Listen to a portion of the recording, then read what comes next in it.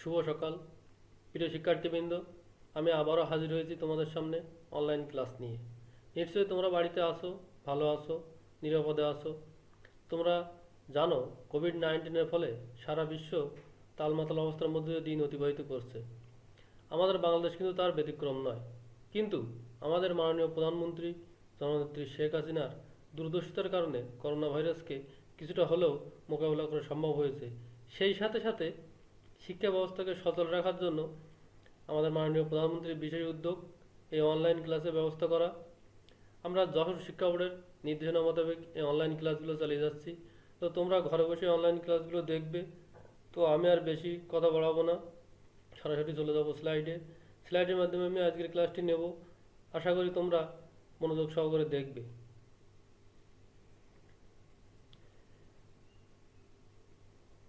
আজকের ক্লাসে সবাইকে শুভেচ্ছা।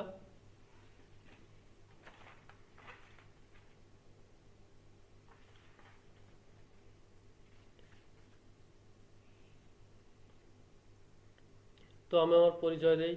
বিনয় কৃষ্ণ রায়, সহকারী শিক্ষক কম্পিউটার, শেরে বাংলা মাধ্যমিক বালিকা বিদ্যালয়, দৌলতপুর, খুলনা।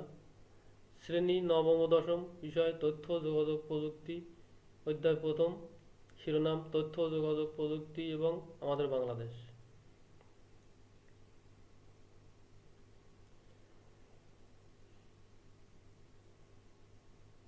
ছবি দেখে চিন্তা করে বলো, এই যে এখানে ছবি আছে, একটি রেডিও, একটি কম্পিউটার, এগুলো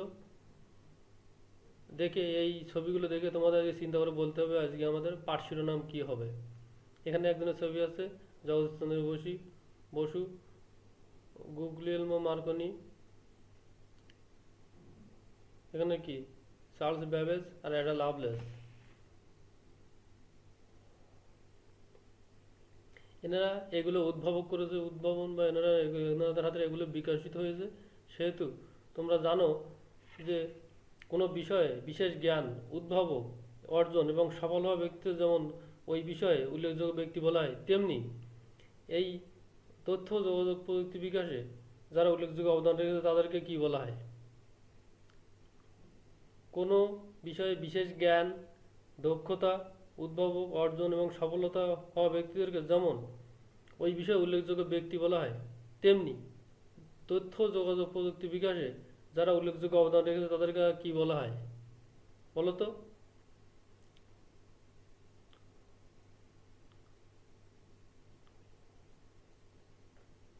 তাদেরকে কি বলা হয়? তথ্য যোগাযোগ প্রযুক্তি বিকাশে উল্লেখযোগ্য ব্যক্তিত্ব। তাহলে আমাদের আজকের পাঠ তথ্য যোগাযোগ প্রযুক্তি বিকাশে উল্লেখযোগ্য ব্যক্তিত্ব। শিখনফল, এই পাঠ শেষে তোমরা যেটা শিখতে পারবে, তথ্য যোগাযোগ প্রযুক্তি বিকাশে উল্লেখযোগ্য ব্যক্তিবর্গের অবদান মূল্যায়ন করতে পারবে। তাহলে এই পাঠ শেষে তোমরা তথ্য যোগাযোগ প্রযুক্তি বিকাশে যারা উল্লেখযোগ্য ব্যক্তিবর্গ আছে তাদের অবদানগুলো তোমরা মূল্যায়ন করতে পারবে বা বর্ণনা করতে পারবে। এখানে একজন ব্যক্তির ছবি আছে, বলো তো কে? Charles Babbage. চার্লস ব্যাবেজ তিনি কি আধুনিক কম্পিউটার বিকাশ বা প্রচলন শুরু হয় চার্লস ব্যাবেজ নামে একজন ইংরেজ প্রকৌশলী ও গণিতবিদের হাতে। অনেকে তাকে আধুনিক কম্পিউটারের জনকও বলে থাকে। তিনি তৈরি করেন ডিফারেন্স ইঞ্জিন। 1991 সালে লন্ডনের বিজ্ঞান জাদুঘরে চার্লস ব্যাবেজের বর্ণনা অনুসারে একটি ইঞ্জিনও তৈরি করা হয়। দেখা যায় যে সেটি সঠিকভাবে কাজ করছে এবং পরবর্তীতে তিনি অ্যানালিটিক্যাল ইঞ্জিন নামে গবেষণা যন্ত্রের পরিকল্পনা করেন। তাহলে এটা কি? এটা হচ্ছে ডিফারেন্স ইঞ্জিন। এটা ডিফারেন্স ইঞ্জিন, এটা তৈরি করেছিল কি? Charles Babbage. এটা কি? এটা হচ্ছে কি বলো তো? Analytical engine. এটা কি? এখানে একটা ছবি আছে, কি এটা? Algorithm programming. Algorithm programming. এই ব্যক্তিটির নাম কি বলো তো? এই ব্যক্তিটির নাম কি? অ্যাডা লাভলেস, না? অ্যাডা লাভলেস 1833 সালে চার্লস ব্যাবেজের সঙ্গে তার পরিচয় হলে তিনি চার্লস ব্যাবেজের অ্যানালিটিক্যাল ইঞ্জিনকে কাজে লাগানোর জন্য প্রোগ্রামিংয়ের ধারণা সামনে নিয়ে আসেন। এ কারণে অ্যাডা লাভলেসকে প্রোগ্রামিং ধারণার প্রবর্তক হিসেবে সম্মানিত করা হয়। 1842 সালে চার্লস ব্যাবেজ তুরিন বিশ্ববিদ্যালয়ে তার ইঞ্জিন সম্পর্কে বক্তব্য দেন। তাহলে কে? চার্লস ব্যাবেজ অ্যাডা লাভলেসের অ্যাডা লাভলেসের বিষয়ে তুরিন বিশ্ববিদ্যালয়ে তার ইঞ্জিন সম্পর্কে বক্তব্য দেন। সে সময় অ্যাডা লাভলেস চার্লস ব্যাবেজের সহায়তা নিয়ে বক্তব্যের সঙ্গে ইঞ্জিনের কাজের ধারাটি ধাপ অনুসারে ক্রমাঙ্কিত করেন। তার মৃত্যুর 100 বছর পর, কার মৃত্যু? অ্যাডা লাভলেসের মৃত্যু। এই যে অ্যাডা লাভলেসের মৃত্যুর 100 বছর পর, অর্থাৎ 1953 সালে সেই নোট আবারও প্রকাশিত হলে বিজ্ঞানীরা বুঝতে পারেন যে অ্যাডা লাভলেস অ্যালগরিদম প্রোগ্রামের ধারণাটাই প্রকাশ করেছিলেন।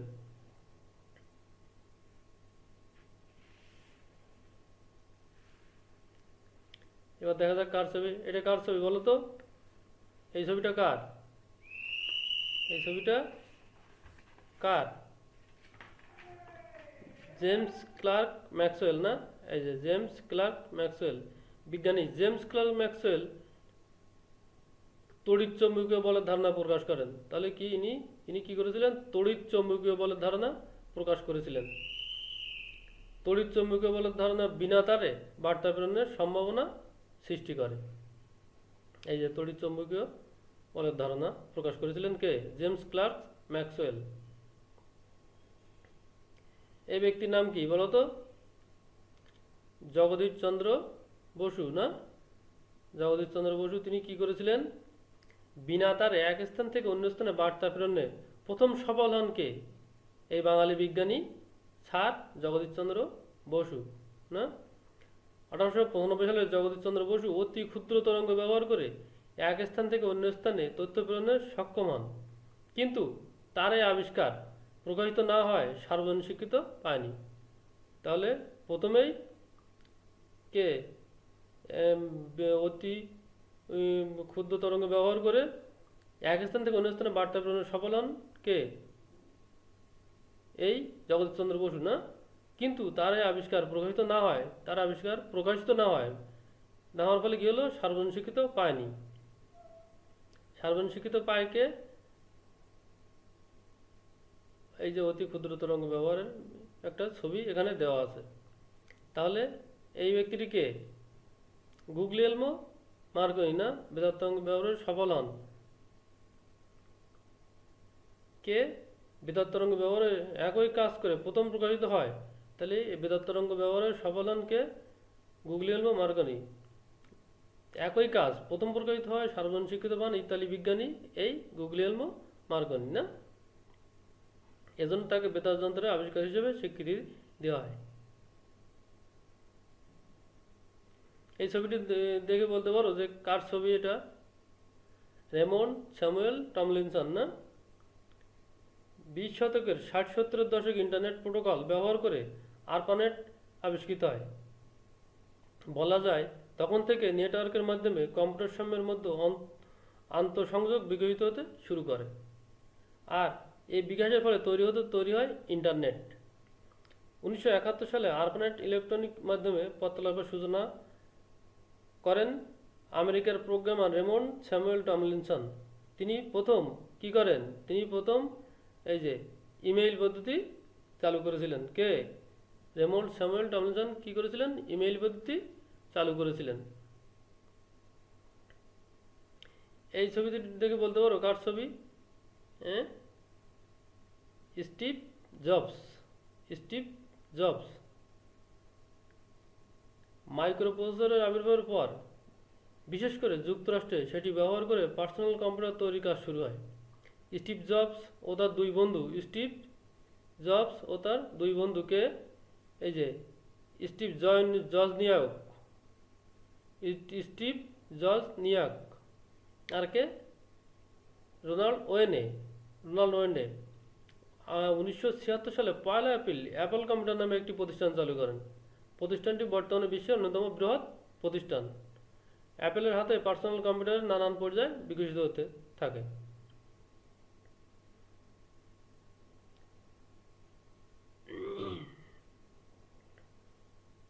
এই ছবিটি দেখে বলতে পারো যে কার ছবি? William Henry Bill Gates. William Henry Bill Gates না? তিনি কি করেছিলেন? উইলিয়াম হেনরি বিল গেটস ও তার বন্ধুদের প্রতিষ্ঠান মাইক্রোসফটকে দায়িত্ব দেয়। বিকশিত হয় MS DOS এবং Windows operating system. Bill Gates প্রতিষ্ঠিত মাইক্রোসফট কোম্পানির অপারেটিং সিস্টেম সফটওয়্যার দিয়ে বর্তমান পৃথিবীর অধিকাংশ কম্পিউটার পরিচালিত হয়। তাহলে কি 1981 সালে IBM কোম্পানি তাদের বানানো পার্সোনাল কম্পিউটারের অপারেটিং সিস্টেম তৈরি করার জন্য 1981 সালে IBM কোম্পানি তাদের বানানো পার্সোনাল কম্পিউটার অপারেটিং সিস্টেম তৈরি করার জন্য উইলিয়াম হেনরি বিল গেটস ও তার বন্ধুদের প্রতিষ্ঠান মাইক্রোসফটকে দায়িত্ব দেয়। বিকশিত হয় কি? উইন্ডোজ এবং MS DOS Windows operating system. এই ছবিটি দেখে বলতে পারো এর নাম কি? Sir Timothy John Berners, sir Timothy John Tim Berners Lee, sir Timothy John Tim Berners Lee, তাই না? এনার হাত দিয়ে কি হয়? 1989 সালে sir Timothy John Berners Lee নামে একজন ব্রিটিশ কম্পিউটার বিজ্ঞানী হাইপারটেক্সট ট্রান্সফার প্রোটোকল অর্থাৎ কি HTTP ব্যবহার করে তথ্য ব্যবস্থাপনার প্রস্তাব করেন এবং তা বাস্তবায়ন করেন। তিনি ওয়ার্ল্ড ওয়াইড ওয়েবের জনক হিসেবে পরিচিত। তাহলে কি আমরা আমরা যে কোনো ঠিকানা খুঁজে বের করার জন্য কি www ব্যবহার করে থাকি, তাই না? যে কোনো ব্রাউজারে আমরা www ব্যবহার করে আমরা যে কোনো ঠিকানায় ঢুকতে পারি। সেই ক্ষেত্রে কে এইগুলি আবিষ্কার করেছিল? কে? স্যার টিমোথি জন বার্নার্স লি।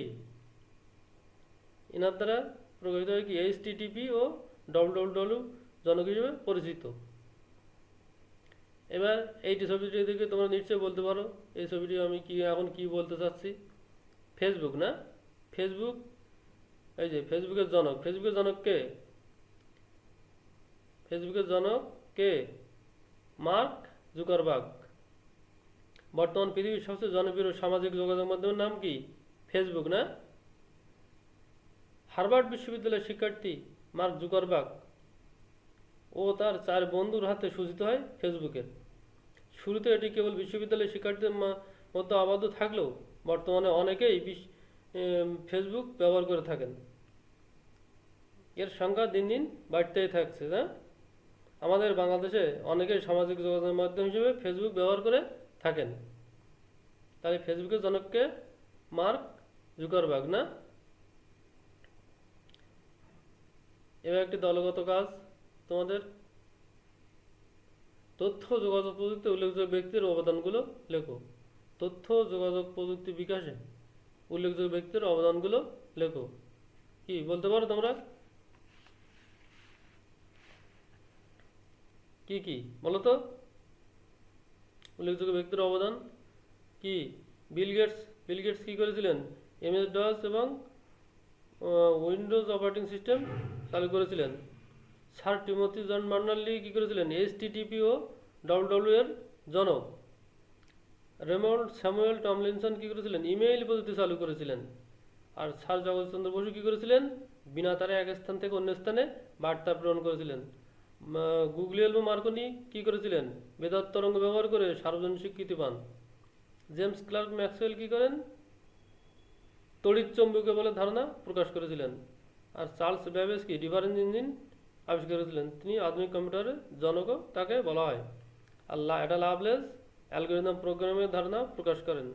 আর মার্ক জুকারবার্গ কি করেছিলেন? ফেসবুকের জনক না? Mark Zuckerberg. তো আমরা জানলাম তথ্য ব্যক্তি উল্লেখযোগ্য ব্যক্তিদের অবদানগুলো। এবার দেখি কি আছে। এবার তোমাদের আমি এতক্ষণ যে ক্লাসটা নিলাম আমি তোমাদের এখন মূল্যায়ন করব, তোমরা উত্তর দেবে। ডিফারেন্স ইঞ্জিন কে আবিষ্কার করেন? প্রথম প্রশ্ন, ডিফারেন্স ইঞ্জিন কে আবিষ্কার করেন বলো তো? কে? Steve Jobs, Mark Zuckerberg, Ada Lovelace, Charles Babbage. কে? Charles Babbage. চার্লস বেবেজের হাতে কি ডিফারেন্স ইঞ্জিন আবিষ্কৃত হয় না? মার্ক জুকারবার্গের জন্ম কত সালে? বলতে পারো মার্ক জুকারবার্গের জন্ম কত সালে? 1948 সালে না? অ্যাপেল কম্পিউটার চালু করেন কে? অ্যাপল কম্পিউটার চালু করেন কে কে বলো তো? Steve Jobs, Ronald Wayne, Steve Wozniak. নিচের কোনটি সঠিক? ক 1 ও 2, খ 2 ও 3, গ 2 ও 3, ঘ 1, 2 ও 3। আমরা কোনটা নেব উত্তর? ঘ না? অ্যাপল কম্পিউটার চালু করেন কি? Steve Jobs, Ronald Wayne, Steve Wozniak. এবার তোমাদের আমি একটি বাড়ির কাজ দেবো। বাড়ির কাজটি হচ্ছে তথ্য ও যোগাযোগ প্রযুক্তি বিকাশে তুমি কি ভূমিকা রাখতে পারো? তথ্য ও যোগাযোগ প্রযুক্তি বিকাশে তুমি কি ভূমিকা রাখতে পারো? এটি তোমার বাড়ির কাজ থাকবে, বাড়িতে বসে তুমি এটি করে ফেলবে।